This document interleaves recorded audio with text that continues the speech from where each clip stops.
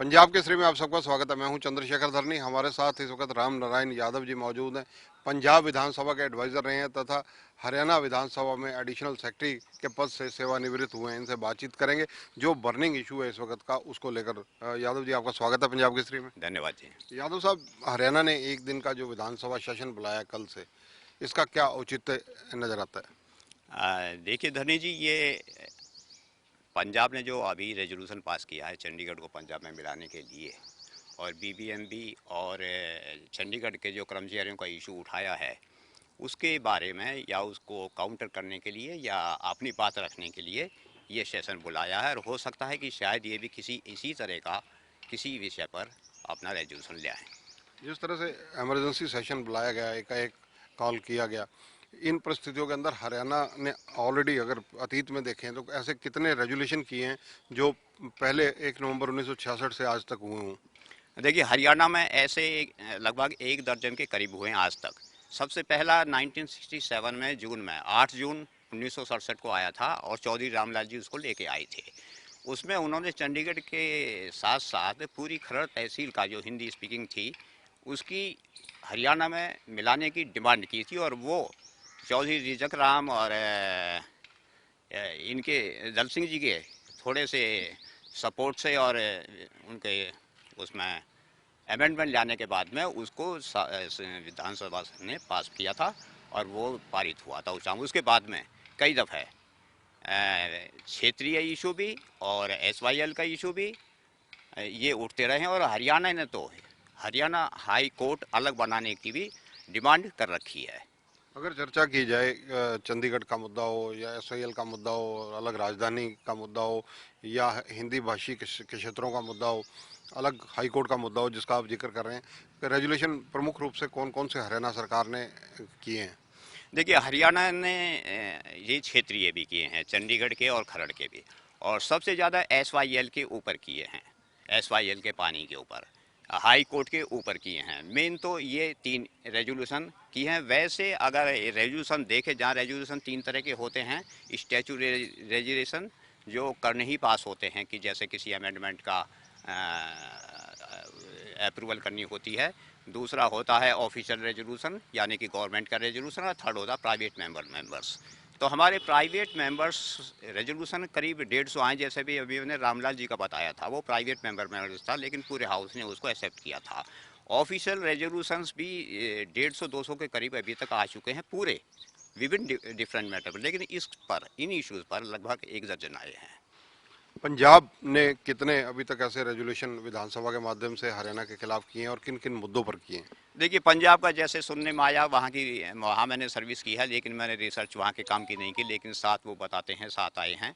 दोनों स्टेट अपनी अपनी करते हैं, लेकिन पंजाब का जो रेजोल्यूशन अभी आया है इसमें मेरे हिसाब से, क्योंकि ये मैं इसकी एडमिसिबिलिटी की बात ऊपर नहीं कर रहा, मैं इसको पास करने की बात कर रहा हूँ। एडमिसिबिलिटी तो स्पीकर साहब की पावर है, उन्होंने एडमिट कर लिया और इसको पास कर दिया, लेकिन इसके अंदर इन्होंने 2-3 चीज़ें एक साथ मांग ली हैं। एक तो ये कहते हैं कि रीऑर्गेनाइजेशन एक्ट के तहत जो चंडीगढ़ यूटी है उसको हमें दिया जाए। एक साथ में ही इसके उल्टे कहते हैं कि जो रीऑर्गेनाइजेशन एक्ट के तहत बीबीएमबी उसके सेक्शन 79 के अंदर बना हुआ है उसमें, और यूटी में हमारा जो कर्मचारियों का शेयर है वो पूरा दिया जाए। तो ये एक अपने आप में एक कंट्राडिक्टी दिखाई दे रहा है, और 2 इशू दिखाई दे रहे हैं, क्योंकि बीबीएमबी तो आता है जल संसाधन मंत्रालय के नीचे, कर्मचारी और चंडीगढ़ यूटी अगर ट्रांसफ़र होती है तो ये आती है गृह मंत्रालय के अंदर। हमारी रूलों में, विधानसभा के रूलों में, लोकसभा के रूल में भी ये है कि किसी एक इशू पर ही कोई रेजोल्यूशन आ सकता है जो जनरल पब्लिक इंटरेस्ट का हो। तो ये इसमें इन्होंने ये पास कर दिया है, खैर इस एडमिट कर लिया है, पास हो गया है। तो इसमें ये चीज़ देखी जाती है, और इसमें चंडीगढ़ की जो इन्वॉल्वमेंट है, ये एक मांग जो है ये बहुत मुश्किल है, बहुत लंबा प्रोसीजर है। चंडीगढ़ का मुद्दा जो सारे उठा रहे हैं, चंडीगढ़ का आखिर भविष्य क्या होगा संवैधानिक रूप से, आप क्या देखते हैं? देखिए जी, संविधानिक रूप से तो ये है कि यूटी चंडीगढ़ रीऑर्गेनाइजेशन एक्ट 1966 के तहत 7 पॉइंट समथिंग इसका हिस्सा मिला हुआ है, और 37 पॉइंट समथिंग जो 37.38% हरियाणा को मिला हुआ है और 54.84% पंजाब को मिला हुआ है। जो 40 और 60 का रेशो कहते हैं, ये एसेट्स के बारे में है या लायबिलिटीज़ के बारे में दोनों स्टेटों को। लेकिन जहाँ चंडीगढ़ का सवाल आता है, चंडीगढ़ का हिस्सा पूरी स्टेट में जो जॉइंट पंजाब था 7.38% इसका हिस्सा। तो ये यूटी है, कर्मचारी इसमें यूटी के ही माने जाते हैं, चाहे कि इसी स्टेट के जाएं, चाहे उसी स्टेट के जाएं, डेपुटेशन पर जाएं या ट्रांसफ़र पर माने जाएं। अब बात आती है कि इसको मांगने की बात। अगर इसको मांगा जाता है तो रीऑर्गेनाइजेशन एक्ट फिर पास करना होगा। उसमें आर्टिकल 368 के तहत, आर्टिकल 2 और 3 के प्रोविज़न के तहत संविधान संशोधन लाना होगा और इसमें शेड्यूल 1 और 4 भी बदलने पड़ेंगे। यूटी का जो प्रोविज़न है आर्टिकल 239, 239 बी सी डी, इनमें भी प्रोविज़न चेंज लाना पड़ेगा, अमेंडमेंट लानी होगी। तो ये बहुत लंबा प्रोसीजर है और ये अब ऐसे भी मुश्किल लगता है। आपने ये ऐसा सवाल अच्छा पैदा कर दिया कि चंडीगढ़ की मैं खुद ही आवाज़ उठने लगी है कि यहाँ असेंबली होनी चाहिए। असेंबली इस वजह से भी ज़रूरी है कि हम यहाँ रहते हैं, यहाँ की जो नगर निगम हैं वो किसी असेंबली के अंडर नहीं है, जबकि होनी चाहिए। अगर वो असेंबली के अंडर हो तो अच्छा काम करेगी, उसके ऊपर चेक नहीं है। सीधी पार्लियामेंट की चेक है, पार्लियामेंट की एक मेंबर है, वो उठा नहीं पाते।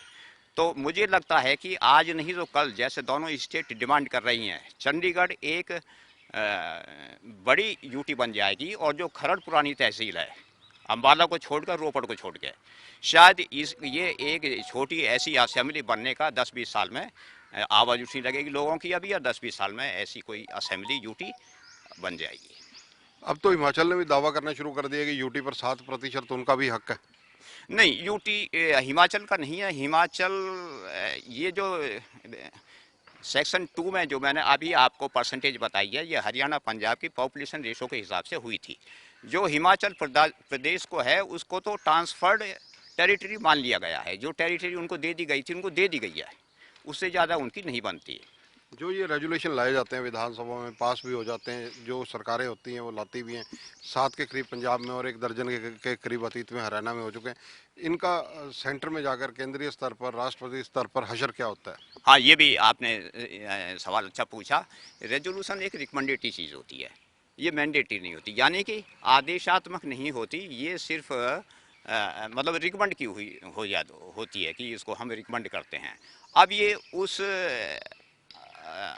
विभाग के ऊपर या उस अथॉरिटी के ऊपर डिपेंड करता है जिसकी पावर उसको एक्सेप्ट या ना एक्सेप्ट करने की होती है। ये रिकमेंडेटरी होते हैं, ज़रूरी नहीं कि माने जाते हैं, मान भी लिए जाते हैं, नहीं भी मान लिए जाते। और अगर नहीं भी माने जाते हैं तो कोई भी विधानसभा या लोकसभा उसको प्रिविलेज का हनन, विशेषाधिकार का हनन नहीं कह सकते। क्लेम इसे प्रेशर पॉलिटिक्स भी माना जा सकता है? नहीं, पॉलिटिक्स में ये एक चीज़ साधारण सी हो गई है। पॉलिटिक्स में प्रेशर माना जा सकता है, लेकिन पब्लिक अब समझती है कि इन चीज़ों का क्या असर होता है। अगर सिंसियरिटी से लिया जाए तो दोनों स्टेट आपस में बैठें, बात करें और जो है अगर सीरियस हैं तो। लेकिन ये एक पॉलिटिकल SYL के ऊपर देखिए कितने दिन से बातें चलती रही हैं। ये एक पॉलिटिकल इशू ज़्यादा होता है और फैक्चुअली ये चीज़ कम होती है। धन्यवाद राम नारायण यादव जी। तो ये हैं राम नारायण यादव, संविधान विशेषज्ञ हैं, एडिशनल सेक्रेटरी हरियाणा विधानसभा से रिटायर्ड हुए हैं। इसके अलावा पंजाब विधानसभा में 1 साल एडवाइज़र रहे हैं। इनका कहना है कि ये रेजुलेशन जो है पास कर सरकार को भेजे जाते हैं, केंद्र में भेजे जाते हैं, राष्ट्रपति तक जाते हैं। स्वीकार करना ना करना ये ऊपर वालों की मर्जी पर निर्भर करता है। ये केवल एक प्रस्ताव पर मोहर लगाकर भेजते हैं कि हम इसका रिकमेंडेशन कर रहे हैं, ये आदेशात्मक नहीं हो सकते। कैमरामैन संजय सिंह के साथ चंद्रशेखर धरनी, पंजाब केसरी टीवी, चंडीगढ़। हमसे जुड़े रहने के लिए हमारे YouTube चैनल को सब्सक्राइब करें और नई वीडियो की नोटिफिकेशन के लिए बेल आइकॉन को दबाएं। अगर आप ये वीडियो Facebook पर देख रहे हैं तो लाइक जरूर करें और ज्यादा से ज्यादा शेयर करें। धन्यवाद।